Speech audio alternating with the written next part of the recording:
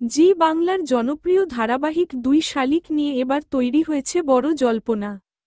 ধারাবাহিকটি শুরুতে দর্শকদের মন জয় করতে সক্ষম হলেও বর্তমানে তার জনপ্রিয়তা একেবারেই পরব গিয়েছে। শেষ কয়েক সপ্তাহ ধরেই টিআরপি তালিকায় পিছিয়ে পড়ছে দুই শালিক। অফলাইন হোক বা অনলাইন, দুই ক্ষেত্রেই দর্শকেরা যেন মুখ ফিরিয়ে নিয়েছেন এই ধারাবাহিক থেকে। আর এই কারণেই প্রশ্ন উঠছে, তবে কি এবার বন্ধ হতে চলেছে দুই শালিক?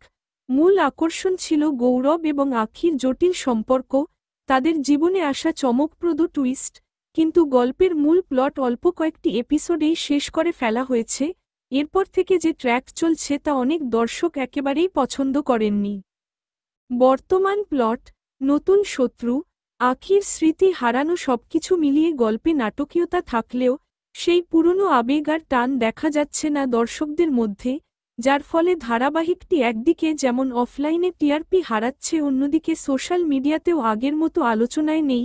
এই পরিস্থিতিতে অনেকেই তুলনা করছেন জি বাংলারই আরেক ধারাবাহিক তোমাদের রানীর সঙ্গে, যেটি হঠাৎ করেই বন্ধ করে দেওয়া হয়েছিল। তখনও ঠিক একই রকমভাবে টিআরপি কমে গিয়েছিল এবং প্রযোজনা সংস্থা বা চ্যানেল কর্তৃপক্ষ সিদ্ধান্ত নিয়েছিল হঠাৎ করে ধারাবাহিকটি বন্ধ করার। দুই শালিক ক্ষেত্রেও কি এবার এমনই কিছু ঘটতে চলেছে? প্রযোজক এবং চ্যানেল কর্তৃপক্ষ যদি টিআরপির এই নিম্নগতি অব্যাহত দেখেন তাহলে ধারাবাহিকটি বন্ধ করার সিদ্ধান্ত নেওয়া হতে পারে, এমনটাই ধারণা করা হচ্ছে।